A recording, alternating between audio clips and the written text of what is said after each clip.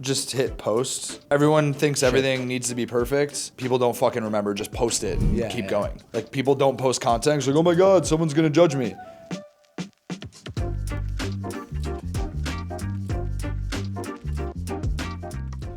Welcome back to another episode of the Isaac Kassab podcast. This time out of New York.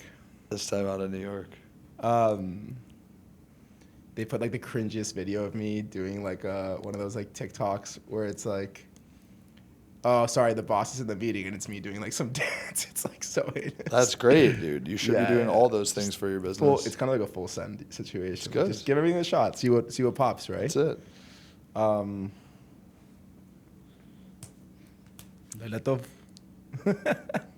You're driving this bus. What's been going on?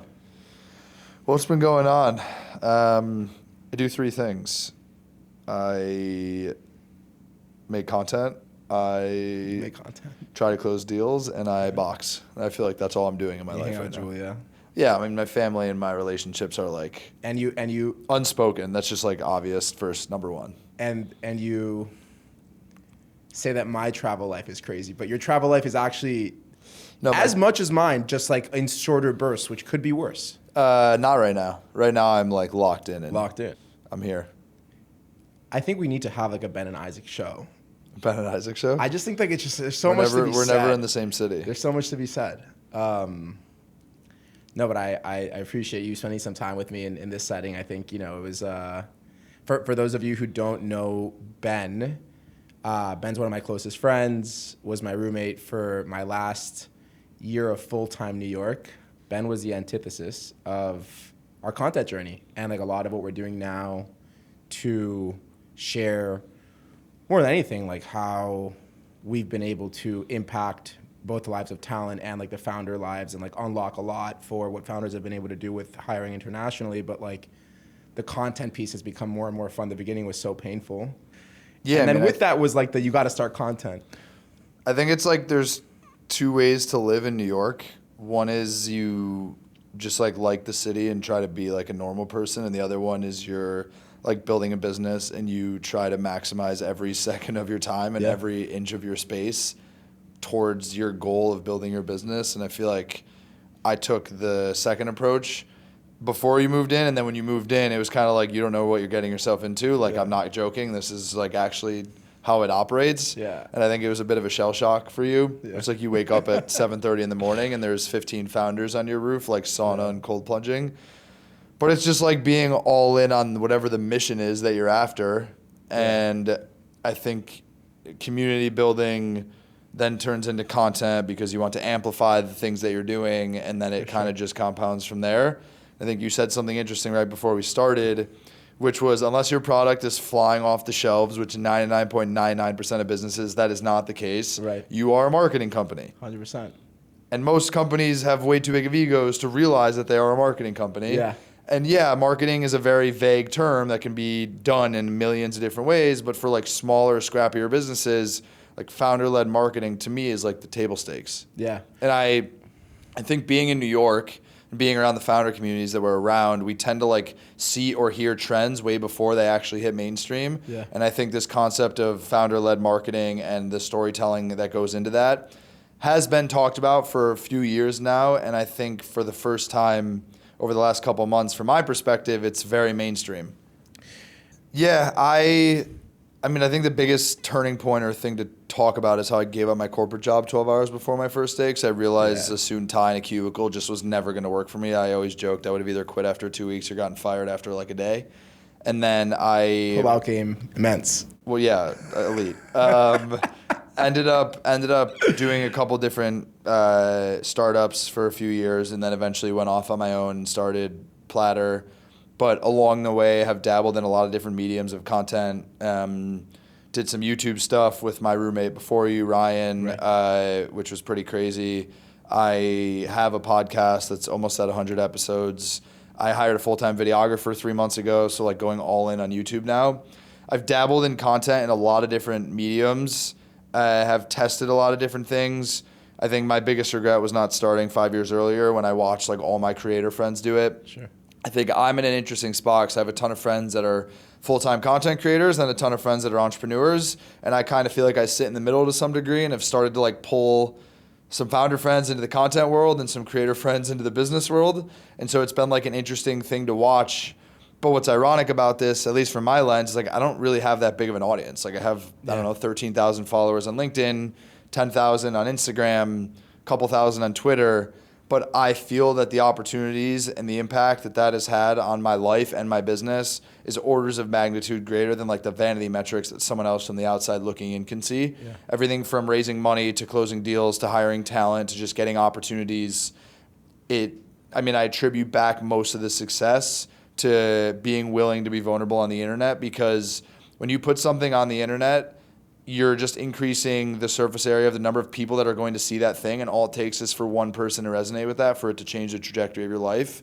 And I really do believe 100%. In that. No, I mean it's a fact, and like I think like to everyone else, like this is Ben Sharf. Outside of being a phenomenal friend, phenomenal founder, he's like really taken the lead in what I think is like founders diving extremely deep into content versus like to what Ben was mentioning, like a lot of creators kind of led the way, and then the founders moving into that motion has been one of the most successful marketing strategies I think that is coming to like our world of tech founders and just overall builders. Ben brought me into the content journey and like really explained like where he was seeing upside in his early years of that, and with that he built an incredible tech company. On top of that, he's built some phenomenal communities of people. He hosts people over his house consistently. When we lived together, we were hosting twice a week sauna ice baths. Now it's advanced to poker as well and some other meetups, and inviting 2,000 people to see him knock someone else out is probably the best way to say that on this forum. But I think like what was super interesting is when we started bringing together founders at the roof. I think like just the energy that was buzzing at 7:30, 8 o'clock in the morning when like people were doing the ice baths, people were jumping in the sauna. A lot of times we'd go for like a run with people, and like it's funny because you'd think about what I thought about that as someone who wasn't going out of my way to create content around this sort of thing, and a lot of it was giving, this is anxiety ridden, I don't want to spend a lot of my time putting content together. In the early days, it was like, like how does this change my positioning as a founder and like what people think of me? It's been only great things, thank God. But like, it was really like a start of something special in terms of like the community and the content. Like those two pillars are so important to most companies. And so like, what were some of the aha moments? And I think it might have been the YouTube era with Ryan, no? Like that was some really crazy stuff that you guys are putting together. Like what led you to be like, all right, like this is actually going super well and I'm gonna go deeper and deeper on this for my business and for my life? I just think it's more about getting over what other people think of you. Yeah. But I think it's more, it's kind of... You hounded me for it's one of those things where everyone's in the room and we're all thinking the same thing, but only one person is going to actually have the balls to say whatever the thing is that everyone's thinking. Yeah. Like I feel that way about content. That's interesting. Everyone is scared to be the one to say it because they don't want their other friend to text their other friend and be like, oh my God, you see how cringy that video was that he posted on the internet? Or well, you post a video that only got 2 likes and all your other posts got 100 likes and you're embarrassed that you think that your social clout went down because no one engaged with your post. And it's always just another intrusive thought. And yeah, like I started doing the content thing, but I feel as though similarly to how I bothered you for so long before you finally did it, like I went through the same journey you did just way before you went through that journey. Yeah. So for me, watching a lot of my friends go from 0 to massive, both from vanity metrics to opportunities to just like growing up, it was really cool to watch. And every day that would go by, my negative self-talk to myself was, it's too late to start posting now. If I would have started 2 years ago, I would have had so many cool things to talk about. Why would I start doing it now? Yeah. And it's just this perpetual negative self-talk. And I don't even remember the exact moment, but I would always dabble and then not and then dabble. And at some point, I just accepted the fact that my value as an operator in business in general is really just around relationships. I'm a visionary type person who has a million ideas. I'm not the best person to be like in the weeds making the spreadsheet and making the pitch deck, but I can sure as fuck tell you what I think the idea should be and who are the 5 people that you should talk to bring it to life. Yeah. So when I think about how do I become the best at the thing I think I'm good at, content is just another lever because content is a one-to-many relationship. I only have so much capacity in my life to sit down and have conversations, to text people, to have meetings. There's a finite amount of time to do 100%. that. But if I can build leverage on the internet and post something that can be seen by hundreds or thousands of people, it just allows me to be better at the thing I'm good at, which is the moment that I realize if I want to actually be successful one day, like I need to be exceptional at something. And to me, I think it's storytelling and relationships. And so content is the obvious way to get there for me.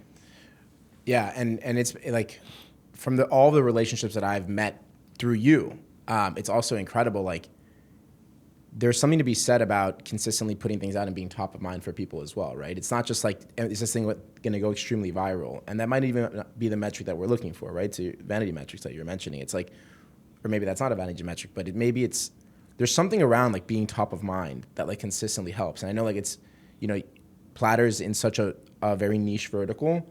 And so you've been able to conquer meeting everyone in that space. And like, to your point, like you can only go to so many conferences, right? But if you go to the conferences, you take the video editor and like then you have a really strong magnet around like how do people look at you when they think about your vertical. It was so crazy. I don't even know if I told you this, but there was a huge e-com conference in New York a week and a half ago in Brooklyn called Beanstalk. And I went to it and I'm friends with the founder of Beanstalk and brought my videographer to the 2-day conference with me. And we filmed a bunch of content.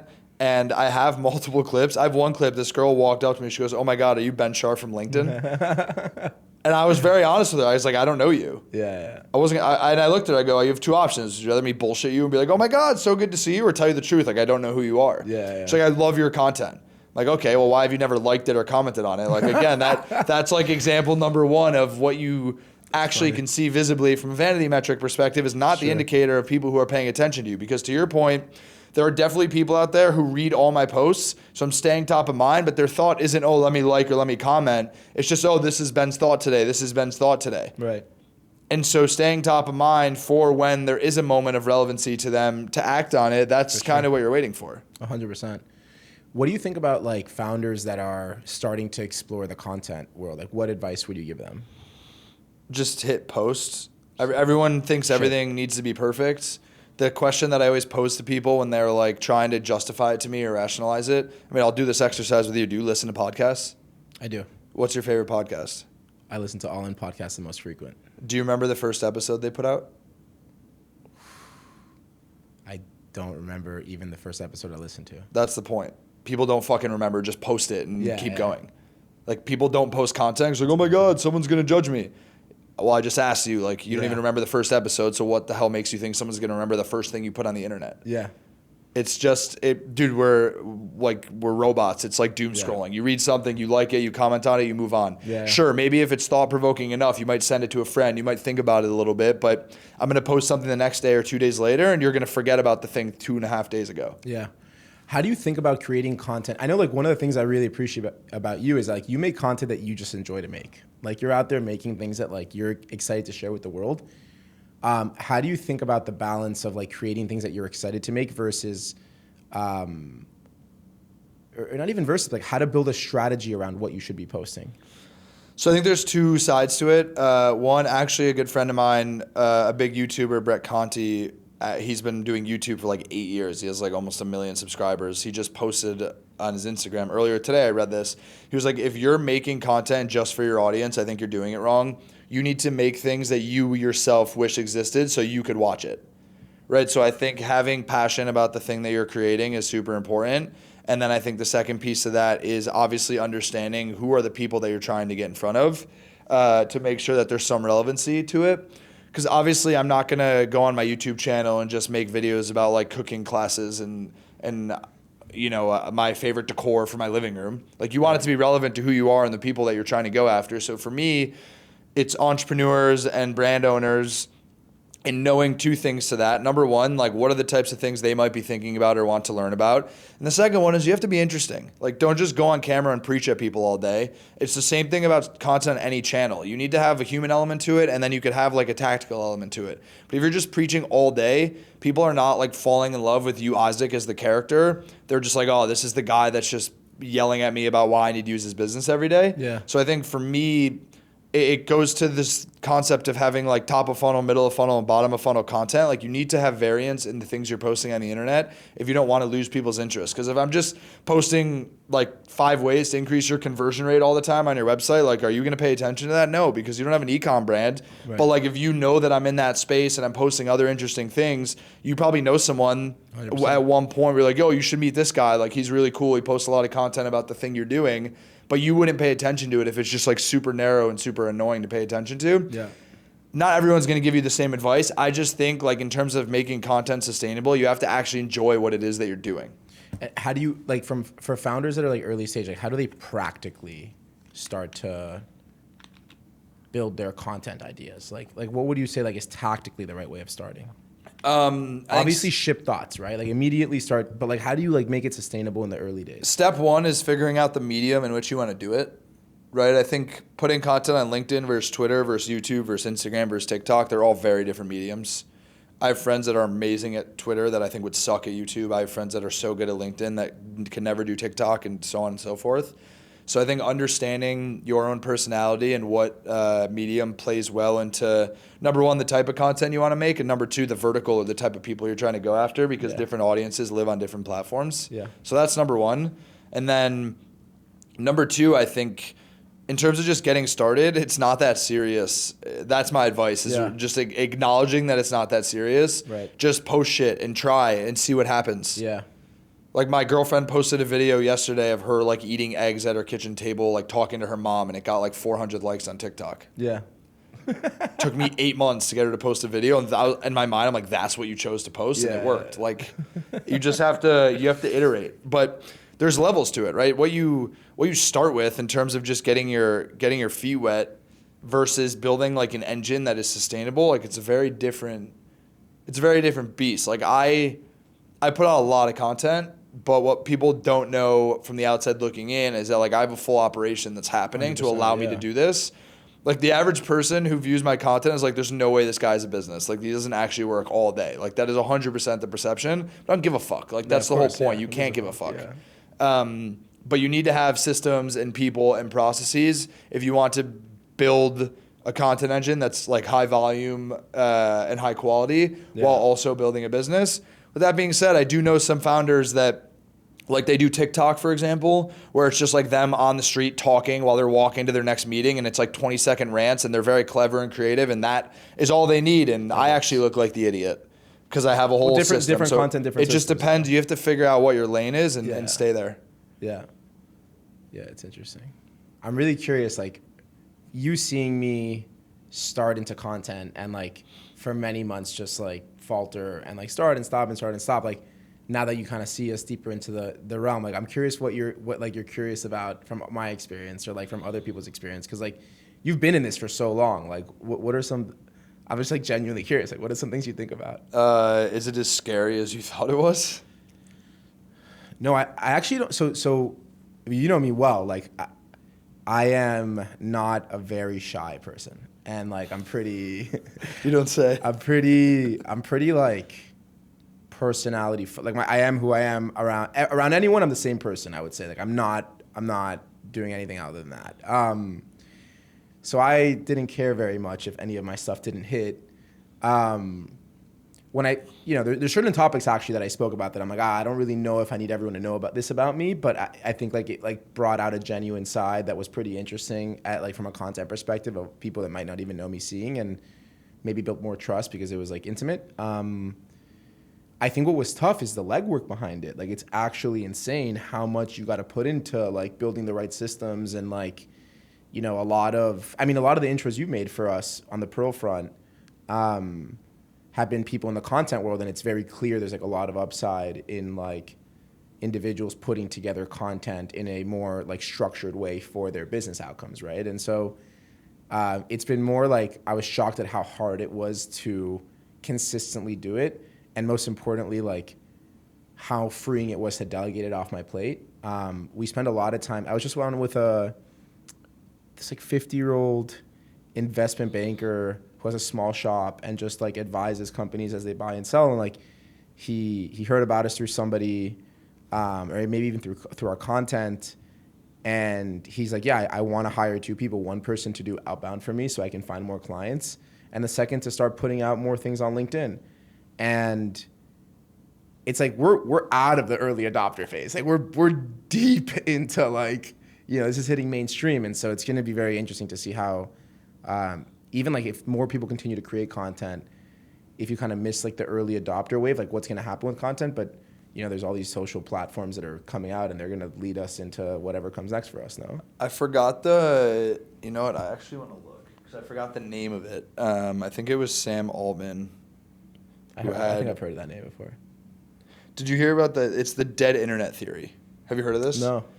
So it's a series of recent concerns that he raised centering on the dead internet theory, which basically talks about how it's indistinguishable to figure out like what content is real versus AI, and that he believes like over 80% of content on the internet now isn't human made. Wow. So what's next? Well, I don't know. That's a really like scary thing. Yeah. Especially because we know how much time we spend on like all these channels and our friends and like people that are even more upset. Like I don't think we're like the biggest consumers of content. No. Not at all. But we still but we're still on. You know what I mean? But we're still on. Yeah. It's more just about at what point does spending this much time even making content actually become really stupid because you're just getting overpowered in algorithms by AI. But yeah, I'm curious to see if there will ever be like a platform that's like the anti-AI social platform. I don't know if it's actually viable, but like a way to build a platform that doesn't allow. Yeah, I'm sure that's going to be part of. I think the only way that it's possible is by building a piece of hardware. Yeah. Right, because like you can generate a post on AI and like sit there and literally type out letter for letter what the AI posted. So there's no way around that. Right. Unless you had like, imagine like a flip phone hardware social platform where I'm like ready you for literally. I'm thinking about going. You literally could just type on there a post. Like I think that's an interesting idea. Bullish flip phones. I think like I'm trying to move into like on weekends only use flip phones. Just it's too much. Like there's too much. We do too much. Like I started turning my phone off on Friday nights. Yeah, it's huge. Who are some people that you've seen in the recent year to like really just crush content? I mean, obviously different platforms matter, but watching what Zach Pograb has done on Twitter has been like bonkers. Talk through it a little bit. So Twitter is a platform that rewards wit. Like you need to be clever and funny and also just like unapologetic and controversial. And I think if you embody those things naturally and you have high velocity, you can just crush on that platform.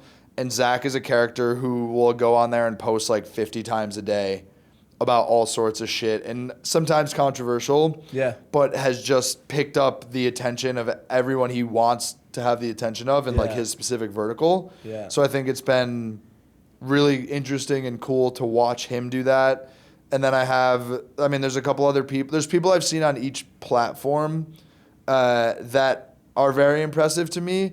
But I think the most interesting part from my perspective is just when you find characters that have their own unique vibe. Because right now, a lot of the internet is just copying what everyone else is doing. Yeah. But when you find someone who like has a vibe or a style or a storytelling element where you're like, that's cool. Like it looks like, I mean, maybe you just didn't see where they found it from, but it actually feels clever and authentic. I think finding authenticity and uniqueness is very hard in a world today because everything is so like copyable and inauthentic. Yeah. It makes me think of this like homie that was in my class at Babson, Stod guy. Yeah. I just love his content so just like different from other people's. And I think he just does such an incredible job hitting his target audience. And it's just absolutely hilarious. Like I love that little vertical. I mean, have you seen like the European kid? Yeah. Dude, like I played paddle with him last year, and he's like a normal dude. He's like very. That's but on camera, he's hilarious and so out there. Yeah, it's like he created a character. Yeah, he created. It's like I think what stands out actually is to better articulate it. It's like character building. It's world building. You know what? I also 100%, and I think like that's actually getting to a pretty interesting thing, which is like if you don't have a business idea, just start ripping content. Like businesses ideas and opportunities will come from your content. It's pretty incredible. Like And we've seen it with the big influencers, right? Like building out different companies like Prime. Obviously, everything that Beast does is crazy. It's just interesting to think, like, how long will this last? What is the content strategy that you guys are using for Pearl? Yeah, it's been like I think like the first thing we do is like we just try to keep on having fun with it and like throwing new things at the wall just like to keep it engaging. But what are some verticals that have worked super well? I think like our mission at Pearl is to attract my friends who never left Venezuela, our friends of friends who never left all of their home cities, countries that are bright and like aggressive and like want to hustle, and like convincing them that they should work at companies like Platter or at Pearl or at Hone Health or at Ambience or like really any of these just like outrageous, we're working with 200 companies now, like these are unreal opportunities. And so the main focus of Pearl is really to convince these people to come work for just more aggressive companies and startups that are US based where like opportunities will be far greater. So that's the core of it. So everything is around how do we put out information that is maybe just like funny content of like how like our internal team loves to like banter and like how we work hard, play hard, or maybe it's like putting content together around events that we're doing, not only in the US on Founders, right? Which like we started, in my journey of starting events, it was started with you. Of course, I was running the family office community before, which like also brought me a lot of insight. And we've always been hosting Shabbats, and we love bringing people together, period. But we started doing those type of things, like event organization, and then like the content of that made people feel like, oh wow, like that's right around my corner. Like I'm not that far away. Like I feel like part of that group. Like I know that individual there, and so like that's been a huge focus. And it also is interesting because that same content, when you see that from the States, right? Like if you see all that, you've been working with us for a while, like and one of the first people we worked with, but like when you don't have exposure to like Latin American friends or like knowing that people from these countries are like just as good as us, maybe you've worked with BPOs and like you've never seen like the high quality, because the best candidates are not applying to a BPO role. They're going to like the baddest bank, the baddest consulting, the best venture, the best startup. And so we're pulling from there. And so when you're able to see this content of like, oh wow, like these people are working in an office, they're grinding, like they're having this fun time, like that resonates with a lot of founders and like gets them over the bridge of like the uncertainty of what it would be like to bring someone abroad. So that's like the main focus of it. I think I've also just like to throw out my random thoughts on things. Sometimes it hits, sometimes it hits far less, and sometimes it makes me even feel cringy, but like I could give a fuck, honestly, at this point. What I want to do in the future is like, how do we activate other audiences outside of our talent and like put out information that makes them feel super engaged, right? Like we've been doing so much in the AI building world for our own company. And then we started thinking about, all right, like how should we be building training programs for people that we're sourcing so that like they could be AI enabled? And so now it's like, all right, like how do we build content to make people interested in that, to attract more of that talent that they're yearning for more education, more learning, like making sure they don't get left behind because someone else learned AI and they didn't. So that's like a big thing that we're pushing into, is the combination of the talent and also like what else are we doing that makes us cutting edge or that creates a ton of value. Posting photos like of this or like whatever I'm doing for fun. I like posting every once in a while pictures of family because like it really does. You and I, like we're just very social animals. Like we're out and about a lot. We meet a ton of people. We want to stay connected to them. Like hard to do. We've spoken about like the pros of like what if we weren't off Instagram.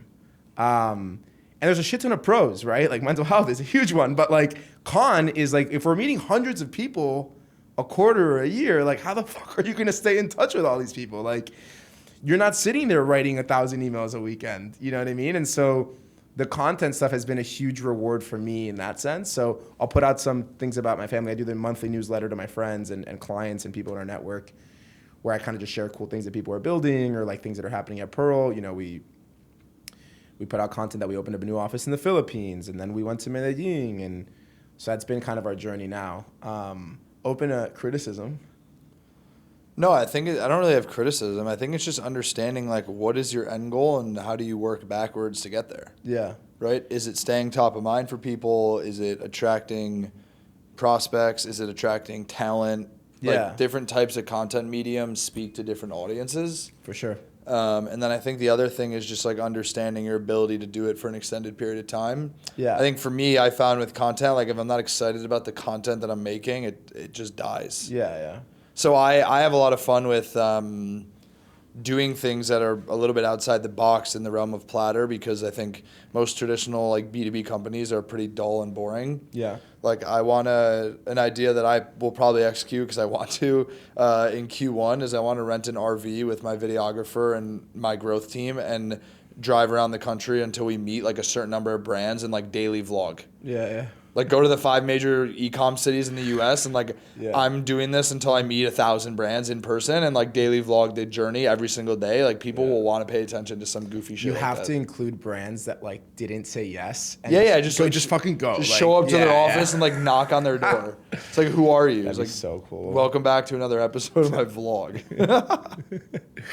Damn, that'd be cool.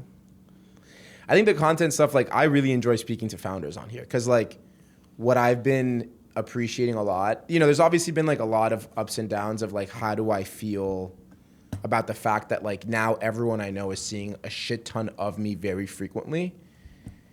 That like is a part of it that like still today is a little bit like, it's interesting. I don't mind it. I'm not like upset about it.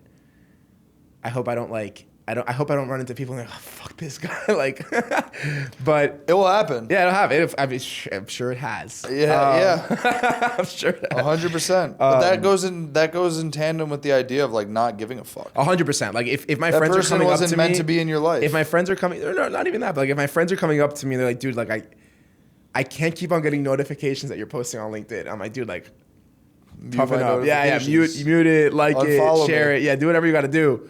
But the amount of people that I've been able to meet that like will probably see this and will know that like my journey started obviously at some point. It really was like with you pushing me, which I am indebted to you for. But there's a lot of people who are like, oh wow, like this is something I should definitely keep an eye on and like or do, right? And then like they probably go into the cycle that I was in, which was and that you were in. It's just like, all right, like this is a lot harder than just said and done. But I hope to create content all the time. Like I want to start getting in front of founders who can share what are some of like the practical things that they started to do when they were reaching levels of burnout or exhaustion, which like made them more centered and more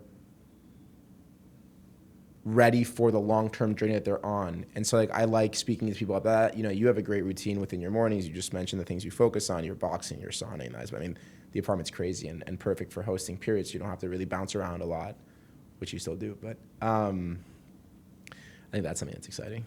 Yeah, I mean, I think the easiest way to think about content is, and this is like a very popular notion, but something that not a lot of founders necessarily know, is like don't feel like you have to go create content. It's like just start to capture the things you're already saying and doing. Yeah. So it's less about creating and more about broadcasting what's already happening.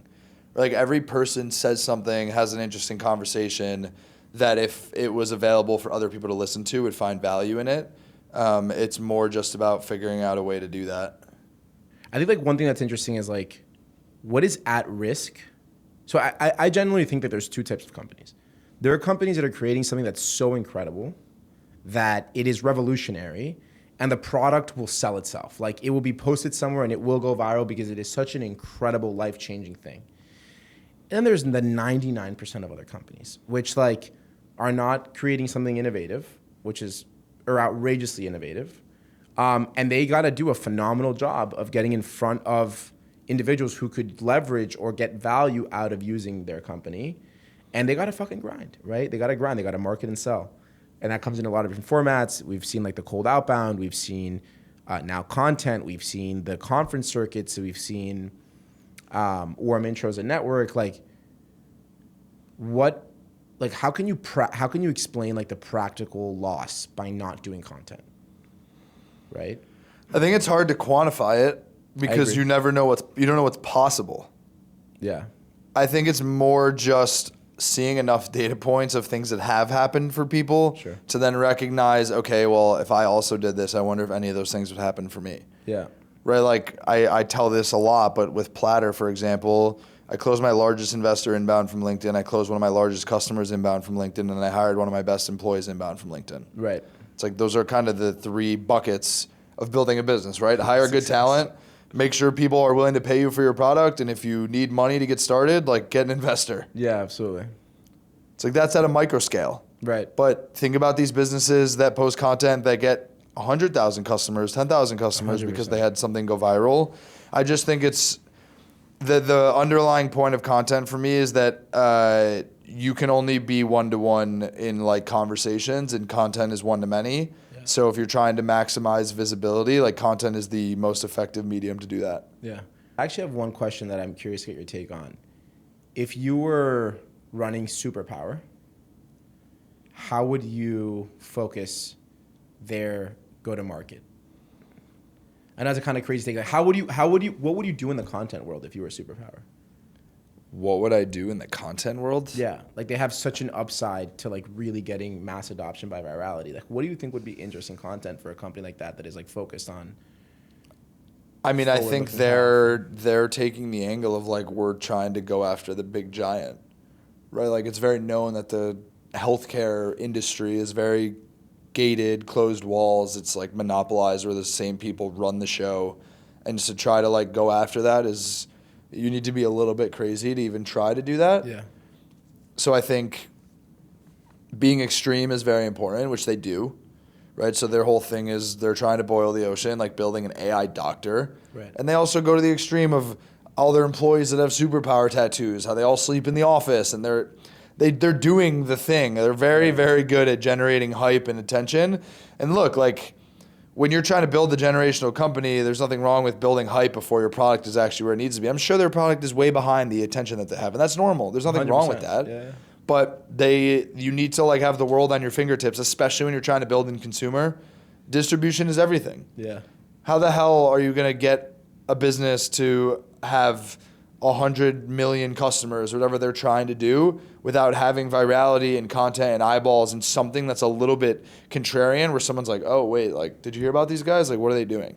It's like everything from like the name of the business to the domain to the branding to the mission to the founders building it to the story that they've told. Like it's all really ambitious, but if you want to build something that's revolutionary and make an impact, you have to go that route. 99% of companies should never try to do what they're trying to do. 100%. My business, your business, it's very mundane, very boring. A million people have done it before. That doesn't mean you can't make a lot of money doing it. 100%. So it's just about being honest with yourself of what type of business are you trying to build and how am I going to get there? Yeah, I agree with that. I think the more polarizing things they can put out there, the better they'll do. And like 100%. Yeah. I think that's true for most businesses. Yeah. I just don't know if every business needs that. Right. I feel like you guys had insane company growth over the last 12 months. What would you attribute that to? I think like first and foremost, it's always around the talent. Like if the talent are outperforming and really crushing it, then like the network, everything happens network effect wise, right? Like our clients are wowed, which is exactly what we're looking for. We're not looking for like, are they happy? Like, are they happy they brought this person on overseas and like the overseas person is doing above the expectations of an overseas hire, right? Like we want them to be like a top performer in the company. And I think that's what we are generally seeing in the last year. That led to an incredible amount of growth within the active accounts that we had, right? So it started as a company with 2 or 3 hires, now has 7, 8, 9, you know, the extremes are in the 40s, 50, 60. So it's like it's like big, like, and then like of course for us we love to see that for all of the right reasons. I think that the network effect of like our clients, our friends, who we've like, you know, when we jump on sales calls and we have a sales team now, and I take like warm intros from friends because like I'm obviously always down. It's like, hey, like hiring is extremely hard. Very likely you will fail at hiring at some point if you haven't already. And what we do is we have access to insanely hard to reach micro talent bases. And that we've been developing for 7 years. We've also, because we started this as a way to help our previous, you know, venture-backed companies scale, we've gone through 7 years of iteration on how do you vet someone.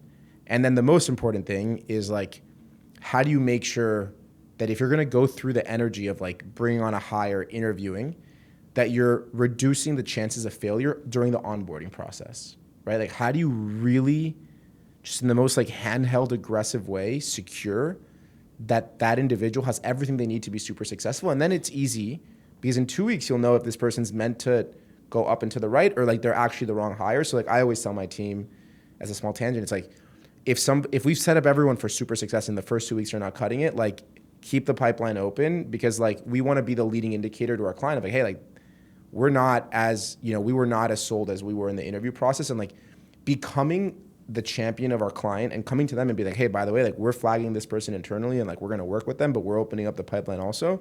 That level of trust has led to so much because like it's so hard to hire well. Like it really is so hard. And so at the end of the day, what we do is like, we reduce the chances of your hiring process leading to failure or leading to having someone that isn't going to work out. And most importantly, that you don't spend 2 or 3 months with that person. That's been super successful. Then having those success stories out and about into the world, because everyone at the end of the day hires in business, like that has been a huge compounding effect on the network effect. And so it becomes a flywheel. And I think our client and our talent-oriented team, their prerogative is to build incredible relationships, to keep our clients really happy, even if for whatever reason that, we're a couple of hundred people in, like there's things that happen in life, like, and it's, it's just a numbers thing. And so it's about how strong is the relationship that we're managing with the client and with the talent, where they feel so taken care of that we're kind of changing what it's like to have an overseas talent company. And so it's great though, because like very few people built in my space on first principles, right? Like they built a business product. They're like, cool, we're going to take this much margin and we're going to figure out how to reduce the chances that XYZ things happen so that we can continue to have this margin.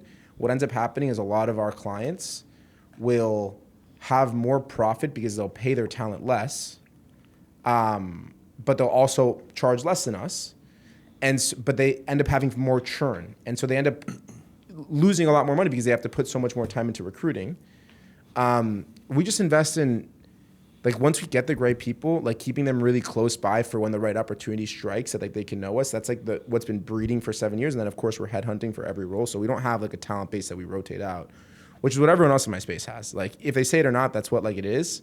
They have like a very large funnel of people that came in and like somehow we're screened and they're reaching out to them. So made it super successful in this last year and like have led to our compounding effect is finding the right talent and then just white gloving the hell out of our process of our client and our talent. And so that's led to network effect. The network effect has led to content. Content has led to even more network effect. And when like people that see you, putting a testimonial up on Pearl, they're like, all right, like next time I hire, I'm going to be thinking about giving, Isaac and Monty a call or the team at Pearl a call. What I'm really excited about though, moving forward is, when I was leaving Stage Glass, as like, my co-founder, Jack was basically positioning the company to be sold.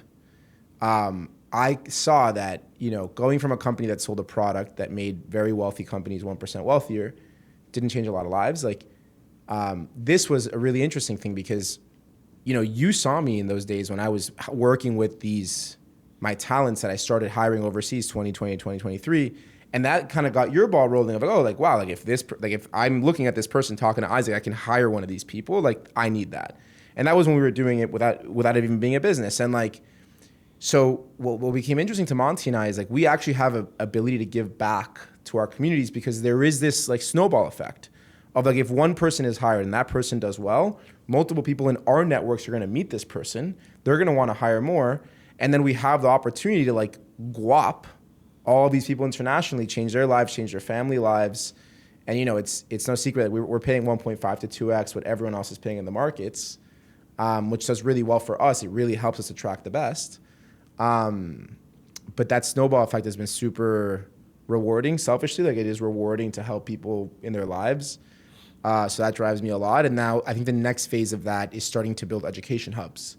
And that will be content as well, honestly. Like, those education hubs should allow people to learn skill sets that will advance them in their ability to penetrate US companies, ideally through pro, but even if it's not through pro, like that's still the mission. Like the mission is to change lives. Like it was always that as Monty and I started building into pro, we bootstrapped it all the way through.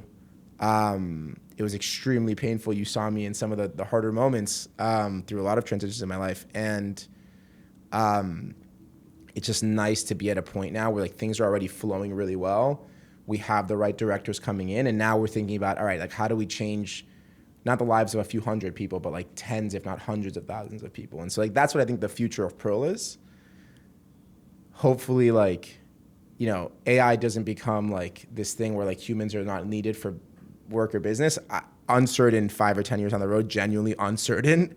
So we got to hedge against that shit. But like in the meantime, we're trying to help as many lives as possible. And it's cool though. Like I travel a lot to Latin America now and the Philippines far more frequently. And it's incredible to see like, I was extremely focused on like making the culture like a fun, just like vibe. Like I'm a goofy guy. Like it's funny because like when I'm on Zoom or on Google Meet, like my team, I kind of like I'm operating. Like I'm operating. I'm running multiple teams like as a manager, which now I've been hiring these directors. But like, and so I landed in the Philippines for like, in between the last visit to the Philippines to this visit in the Philippines, we've 4x'd our Philippines team, our in-house, our corporate team. And it's just like to see their vibe and then for me to be able to approach that vibe. And it's like exactly the vibe I'd want if I was living in office with this team every day.